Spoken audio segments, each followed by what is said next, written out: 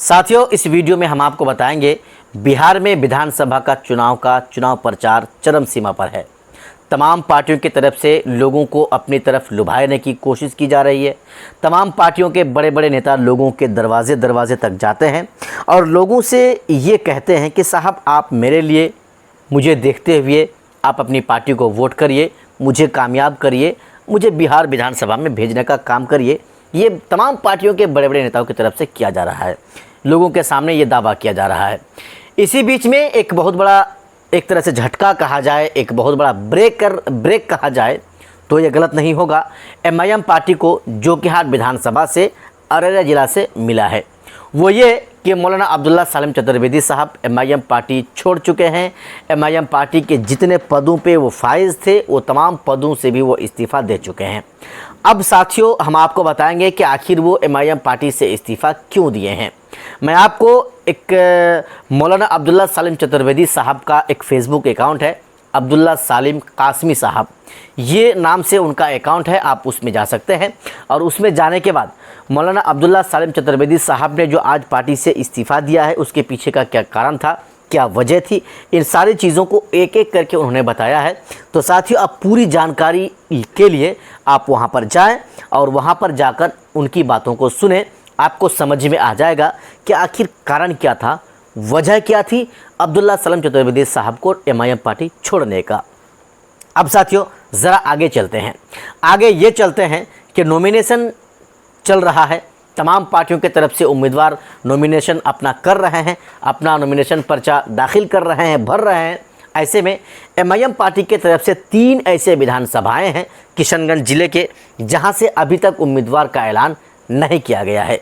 एक बहादुरगंज से तो तौसीफ आलम साहब का नाम का ऐलान हो चुका है और आज उन्होंने अपना नॉमिनेशन पर्चा दाखिल भी कर चुके हैं।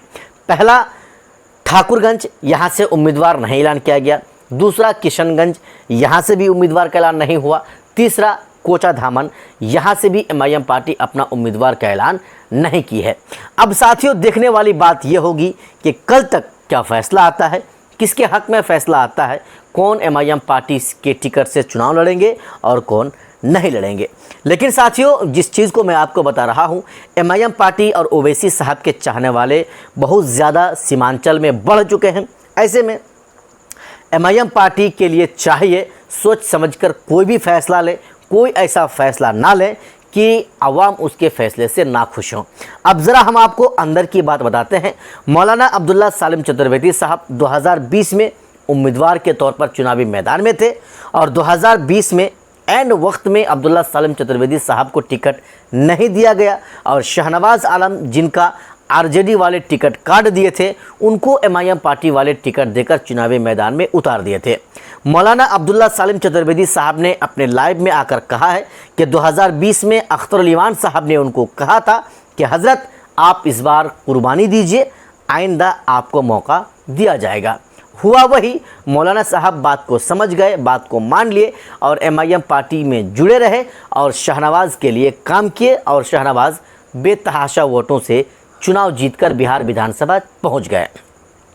बाद में क्या हुआ, 17-18 महीने के बाद आरजेडी पार्टी फिर वो अपना घर वापस चले गए, यानी एमआईएम पार्टी को छोड़ दिए, राजद पार्टी में जाकर शामिल हो गए। वो अकेला नहीं, अपने साथ 3 और विधायकों को लेकर गए थे, बहादुरगंज के विधायक, कोचाधामन के विधायक और बायसी के विधायक, इन तमामों को साथ में वो लेकर गए थे। खैर, उधर हम नहीं जा रहे हैं। 2020 के बाद फिर से अब्दुल्ला सालिम चतुर्वेदी साहब एमआईएम पार्टी के साथ जुड़े रहे, लगातार काम करते रहे, बस इस उम्मीद के साथ, ये आशा लिए कि 2025 में इनको टिकट दिया जाएगा, इन पर एमआईएम पार्टी भरोसा करेगी और 2025 में साहब विधानसभा का चुनाव लड़ेंगे। इस सोच को लेकर के अब्दुल्ला सालिम चतुर्वेदी साहब चल भी रहे थे, लोगों के पास जा भी रहे थे, फील्ड वर्क कर भी रहे थे। लेकिन एंड वक्त में जब टिकट की बारी आई, जब टिकट बंटवारे की बारी आई, तो मौलाना अब्दुल्ला सालिम चतुर्वेदी साहब को टिकट नहीं दिया गया। ये मैं नहीं कह रहा हूँ, ये अब्दुल्ला सालिम चतुर्वेदी साहब अपने फेसबुक अकाउंट में लाइव आकर उन्होंने ये ऐलान किया है, ये कहा है कि मैं एमआईएम पार्टी के साथ साथ सभी पदों से इस्तीफ़ा दे रहा हूं। इसलिए साथियों मैं आपको कह रहा हूं कि मौलाना अब्दुल्ला सलीम चतुर्वेदी साहब अब एमआईएम पार्टी में नहीं रहे, दूसरी पार्टी में जाएंगे नहीं जाएंगे, निर्दलीय चुनाव लड़ेंगे नहीं चलेंगे, किसी पार्टी से चुनाव लड़ेंगे, ये बात अलग है, उस बात का मैं चर्चा भी आपसे नहीं कर रहा हूँ। लेकिन सवाल तो ये है कि मौलाना अब्दुल्ला सलीम चतुर्वेदी साहब एमआईएम पार्टी से वो इस्तीफ़ा दे चुके हैं और इसका असर जोकीहाट विधानसभा में सीधे सीधे तौर पर आपको देखने को मिल सकता है। ये मेरा नहीं, जोकीहाट के लोगों का मानना है, जोकीहाट के लोगों का कहना है। साथियों अब मैं आपको बताऊं इन तीनों विधानसभाओं में क्यों नहीं आखिर टिकट का ऐलान किया जा रहा है, ये तो एमआईएम पार्टी वाले ही कहेंगे। एमआईएम पार्टी के जो ओहदेदारान हैं, जो प्रदेश अध्यक्ष अख्तर इमान साहब, जो युवा प्रदेश अध्यक्ष हैं आदिल साहब, ये तमाम लोग बताएंगे कि आखिर इसके पीछे का कारण क्या है। लेकिन अब्दुल्ला सलीम चतुर्वेदी साहब को टिकट नहीं देने से लोग नाराज़ हैं। लोग चाह रहे थे कि अब्दुल्ला सलीम चतुर्वेदी साहब को टिकट दिया जाए। अब्दुल्ला सलीम एक ऐसा इंसान है जिनका फ़ैन फॉलोइंग की अगर हम बात करें तो सिर्फ सीमांचल और बिहार ही नहीं, पूरा हिंदुस्तान के बाहर ममालिक में भी इनका चाहने वाला है। एक अच्छे मुकर्रिर हैं, जब अपनी बातों को रखते हैं तो माशाल्लाह कुरान और हदीस के हिसाब से रखते हैं, कोई गलत बात नहीं करते हैं, गलत बयानबाजी नहीं करते हैं।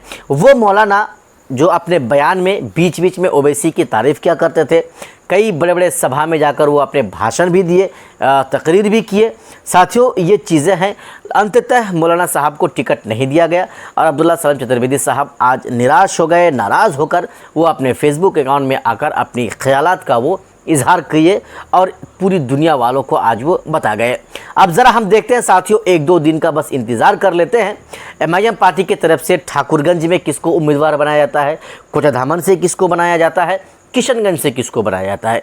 क्या इन तमाम विधानसभाओं में जिनको टिकट दिया जाएगा, एक ही शख्स को तो एक विधानसभा में टिकट मिलना है साथियों, तो बाकी के जो लोग हैं वो एमआईएम पार्टी के साथ रहेंगे या नहीं रहेंगे, एमआईएम पार्टी के साथ वफादारी वो निभाएंगे या नहीं निभाएंगे, ये तो आने वाला समय बताएगा।